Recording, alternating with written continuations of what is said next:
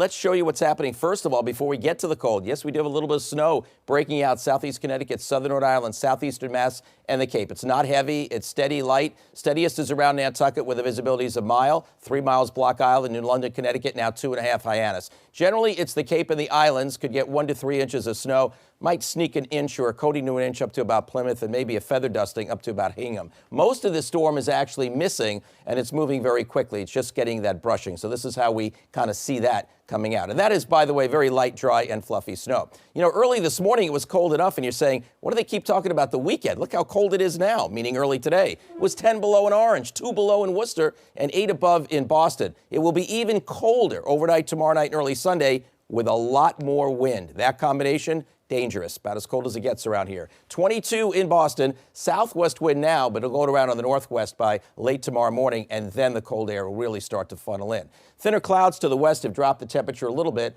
but right along the coast, it's hovering close to 20 degrees, and the winds are not that strong. They're out of the southwest, or they're light. All that's going to change, too. Look at this. Look at the colors change, the numbers change. There's your bitter air, really bitter air. Moosonee 22 below. Sudbury 22 below, that's not Sudbury, Mass, of course, and heading southeastward. So there's the cold air. Now, only 9 times since 2000 has Boston been below 0. That's less than once every other year or so. But the forecast that I'm thinking about is about 5 below for Boston late tomorrow night, early Sunday. The record for Sunday is 3 below. That would break it. Worcester may break its record as well. They're likely to be double digits below 0.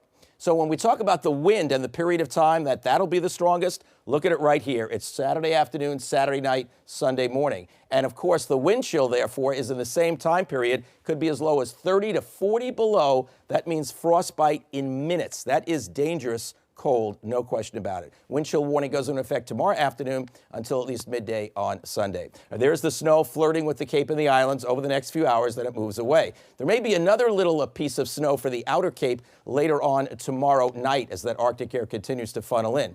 The next thing is, as we break out of the intense cold later Monday night, some snow will break out, but it may not stay all snow as a lot of warm air is going to come in at higher levels of the atmosphere. I'm not sure how much will make it to the ground inland, but it will turn milder along the coast for later Monday night and Tuesday. But that's way ahead of the story. Let's check it out over the next 7 days for you. The thing I really want to run down is the temperature progression as it drops and drops through tomorrow afternoon and tomorrow evening. Look how it drops all the way down to 4 in Boston by 7 o'clock tomorrow night, and it just keeps going. So about 5 or 6 below for Boston, about 10 or 12 below for Worcester, and then the wind chill factors themselves keep going down.